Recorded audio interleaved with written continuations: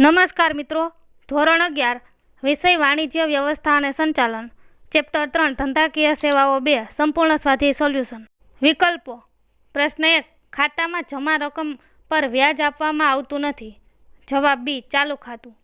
પ્રશ્ન 2, આ પ્રકારના ખાતામાં નિશ્ચિત સમયે નિશ્ચિત રકમ જમા કરાવવી ફરજિયાત છે. જવાબ સી, રિકરિંગ ખાતું. પ્રશ્ન 3, થાપણના કયા ખાતા પર બેંક સૌથી વધુ વ્યાજ આપે છે? જવાબ બી, બાંધી મુદતનું ખાતું.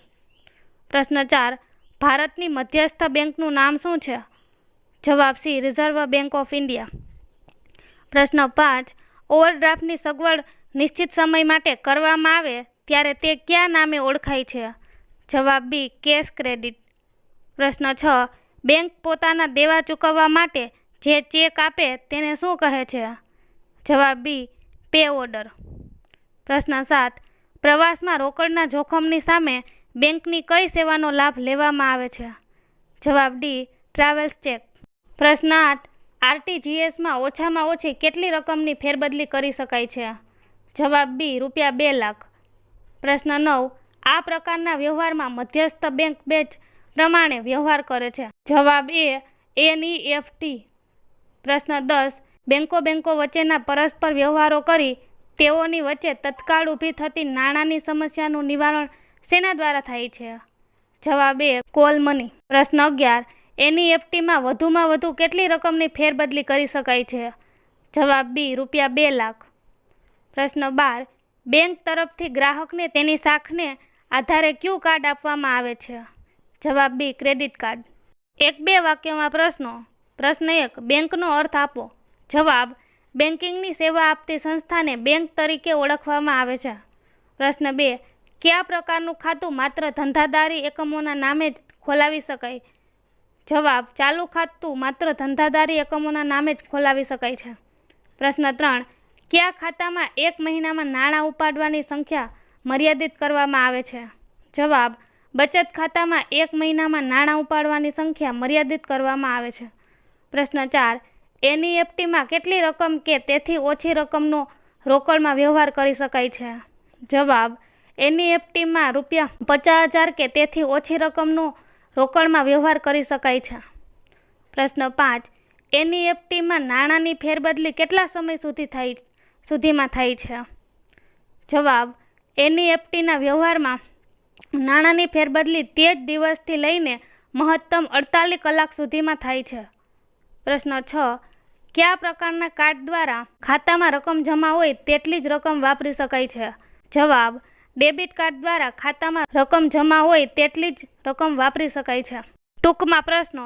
પ્રશ્ન 1, ઓવરડ્રાફ્ટ એટલે શું? જવાબ, ચાલુ ખાતું ધરાવનારના ખાતામાં જે જમા રકમ હોય તેના કરતાં વધુ નાણાં ઉપાડવા દેવાની સગવડને ઓવરડ્રાફ્ટ તરીકે ઓળખવામાં આવે છે. વેપારીની કામચલાઉ નાણાંની જરૂરિયાતને પહોંચી વળવા બેંક આ રીતે નાણાંનું ધિરાણ કરે છે. આ માટે પોતાની કે મિલકતોની જામીનગીરી આપવી પડે છે. જેટલી રકમ ઉપાડવામાં આવે તેના પર જ બેંક નક્કી કરેલ દરે વ્યાજ વસૂલ કરે છે. પ્રશ્ન 2, કેશ ક્રેડિટ એટલે શું? જવાબ, ઓવરડ્રાફ્ટનો સમય નિશ્ચિત કરી દેવામાં આવે ત્યારે તે કેશ ક્રેડિટના નામે ઓળખાય છે. વેપારીને ધંધાના હેતુ કે ધંધાના વિકાસ માટે ધંધામાં રહેલા માલ, સ્ટોક અને ઉઘરાણીને ધ્યાનમાં રાખીને ધિરાણ કરવામાં આવે તેને કેશ ક્રેડિટ કહે છે. માલ સ્ટોકના તારણ સામે બેંક આ પ્રકારનું ધિરાણ કરે છે. આ પ્રકારના ધિરાણમાં ધંધાકીય એકમો જેટલા પ્રમાણમાં જેટલા સમય માટે નાણાંનો ઉપયોગ કરે તેટલા પ્રમાણમાં જ નક્કી કરેલ દરે વ્યાજની ચૂકવણી કરવી પડે છે.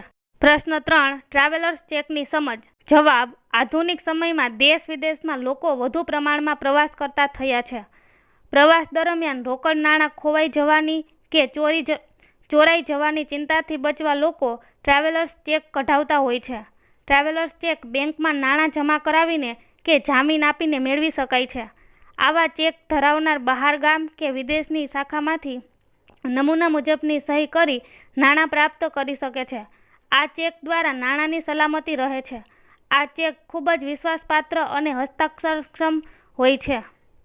એટીએમની સગવડને કારણે ટ્રાવેલર્સ ચેકના વપરાશમાં ઘટાડો થયો છે. પ્રશ્ન 4, ઈ બેન્કિંગમાં થતા બિન નાણાકીય વ્યવહારના 2 ઉદાહરણ આપો. જવાબ, ઈ બેન્કિંગમાં થતા બિન નાણાકીય વ્યવહારના બે ઉદાહરણ. 1. ખાતેદારે બેંકમાંથી પોતાના ખાતાનું સ્ટેટમેન્ટ મેળવવું અને 2. ચેકબુક મેળવવા રિક્વેસ્ટ કરવી. પ્રશ્ન 5. ક્રેડિટ કાર્ડ ને ડેબિટ કાર્ડ એટીએમ સમજાવો. જવાબ.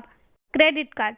ખાતેદાર કે અન્ય કોઈ પણ વ્યક્તિ બેંકને અરજી કરી ક્રેડિટ કાર્ડની માંગણી કરી શકે છે. બેંક જે તે વ્યક્તિની શાખનો પદ્ધતિસર અભ્યાસ કરી તે વ્યક્તિની દેવું ચૂકવવાની ક્ષમતા નક્કી કરે છે.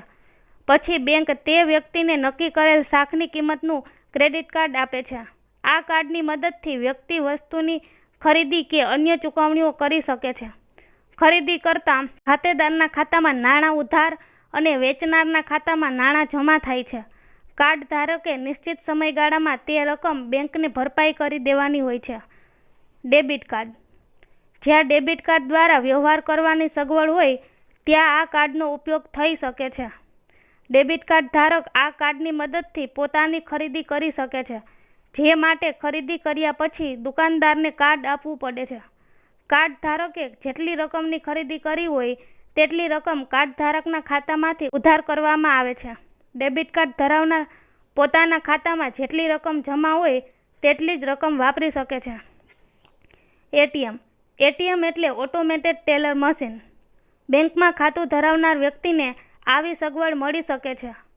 ગ્રાહકને જરૂર પડતા પોતાના ખાતામાંથી બેંકે નક્કી કરેલ લઘુત્તમ રકમથી વધારે અને ખાતામાં જમા રકમ કરતાં ઓછી રકમ એક સાથે ઉપાડી શકે છે. બેંકનો ખાતેદાર દૈનિક રકમની મર્યાદા મુજબ મર્યાદિત રકમનો ઉપાડ કરી શકે છે. એક સાથે વધુમાં વધુ કેટલી રકમ ઉપાડી શકાય તેની મર્યાદા નક્કી કરેલી હોય છે. આ પ્રકારના વ્યવહાર માટે બેંક ગ્રાહકને એટીએમ કાર્ડ આપે છે, જેમાં ખાનગી 4 આંકડાનો પાસવર્ડ પણ હોય છે. આવા કાર્ડ ગ્રહણ કરી શકે તેવા યંત્રો બેંકોમાં મૂકેલા હોય છે. હાલમાં અન્ય બેંકના યંત્રોમાંથી નાણાંનો ઉપાડ કરી શકાય છે, જે માટે થોડી વધારાની રકમ ચૂકવવી પડે છે.